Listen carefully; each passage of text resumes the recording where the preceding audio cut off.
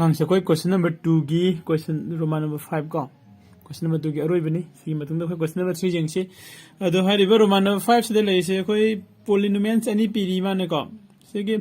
first polynomial se second polynomial si gi kari oi ba factor oi bre jeng hai bani koi jing thok si ko first polynomial se koi gi factor oi bre jeng se gi koi gi magi factor ko factor kamai oi bano jeng ge khol la ga doi che factor amani hai base khona magi remainder se hore khona division tawra matung da remainder se 0 taragadi mase factor oi hai ga doi ni ta taragadi oi ge hai doi ni ko adu de khoi jeng thosi ko khoi divisor karior ni first polynomial sina divisor oi ne lawra si ko adu ko second polynomial hai budi 3x cube plus 7 se 7x sina khoi divide kano oi ne lawra ko dividend hoina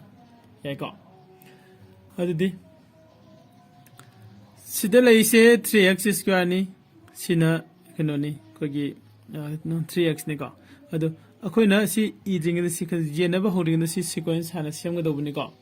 okay sumba mistake se koi exam da mun hana jeng ga do ni adu na khoi gi si gi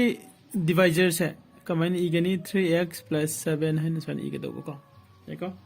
3x plus 7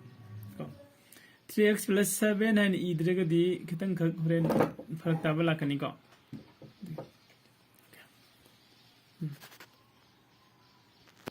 okay camera se kitang farak ta re ko adu jenga si adu di first da ko 3 se le re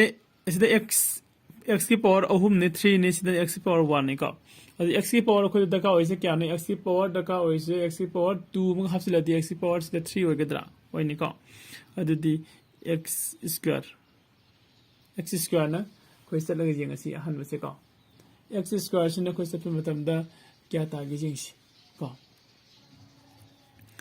x square na asa gi sida puri daga di 3x cube ta de ko aduga mathang da sin amu x square 7 sida x square na multiply tawraga di 7x square ta ko ado sida koi minus na multiply tawraphu matam da minus la ni minus di plus ka minus ka di cancel tawgrani ko adi matung sigi plus sida minus na mu divide tawraphu matam da si minus ola ni ko ado di minus 7x square sida leirani ko ado ga mathak tagi plus 7x sima leire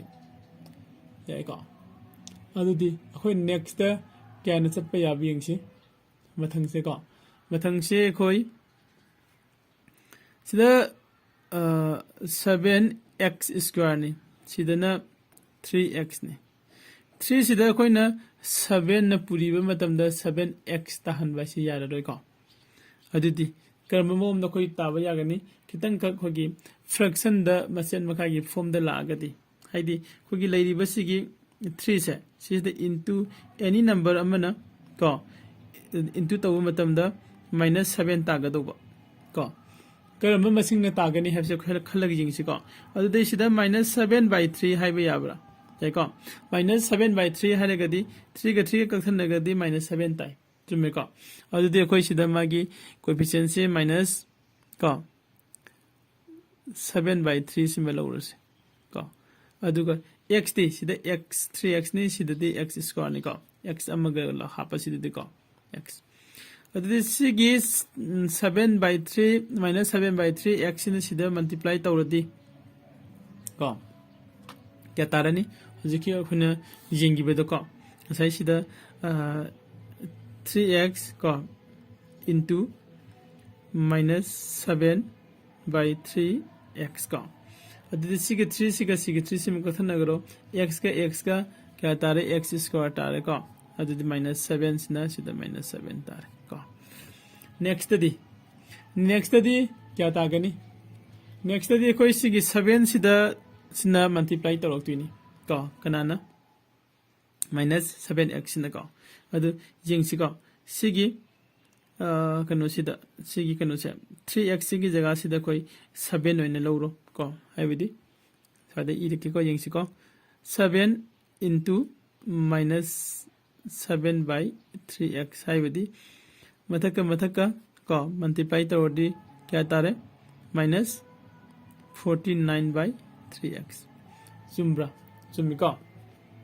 okay अदुदी सिदा कोई क्या तारे minus 49 by 3x को चितारे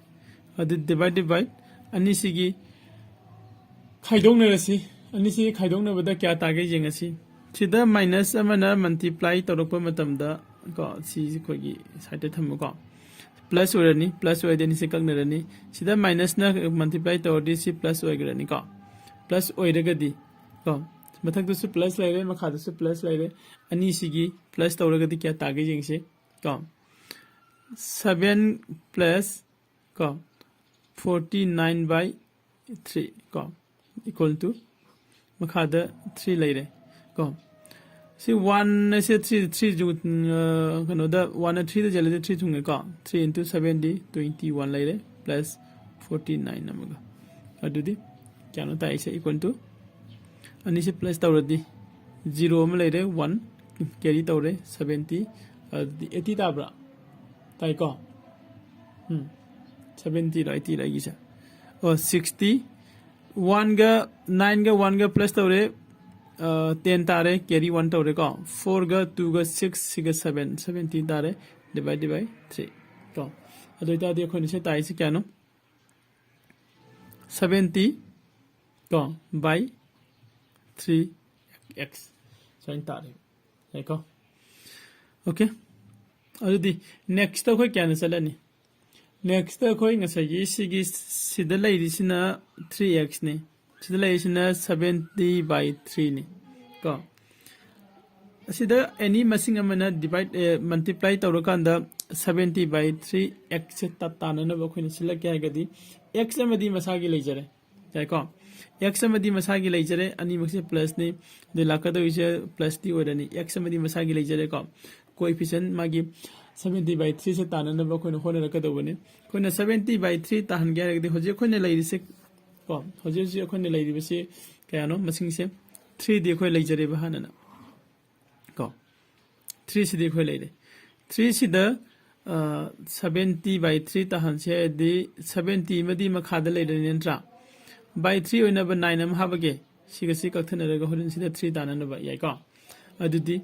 सिदा कोइ लाकदो इसे 70 by 3 को 70 by 3 सिना नसागी सिगी कनो सिदा 70 by 9 को सॉरी ये से हमने चने नरे को 70 by 9 को इसिदा मखादा इरागे 70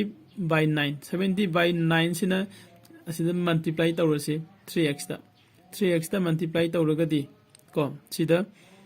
70 by 3 तारे x को x लेजबगी अदुगा प्लस सिदा मुसिना मल्टीप्लाई तौरदी को मथक मल्टीप्लिकेशन 7 7 7 जा 49 0 by 9 सोइन तारे को अदुदी सिदा होरेन माइनस लागदी सिगसे कथनगरनी लास्ट द लेहोर से क्या नो सिदा माइनस लादी माइनस 490 by 9 सोइन तारे को अदुदी कोगी डिवाइजर से खोगी कनो से 0 ओरब्रा ओइद्रे को हियर करी ओरबा कोई रिमाइंडर से is not equal to 0 लेरे को therefore कोई करी हाइबंग अमेदुदी सा खोगी लेरिबा 7 plus 3x है को जिसे is not a factor of को is not a factor of 3x cube plus 7x चिन्हत है रसियो देखो अदो कोई क्वेश्चन नंबर 2 रोमन नंबर 4 से सोइदे लोइसिलगे को अदुगा नेक्स्ट दे कोई क्वेश्चन नंबर 3 मुझे मिनसे आंगांसिंगना खोगी चैनल हमजिंग मिला एकाडमी हारिबसे कनसे चैनल से लाइक सब्सक्राइब एंड शेयर तो को बिगनो को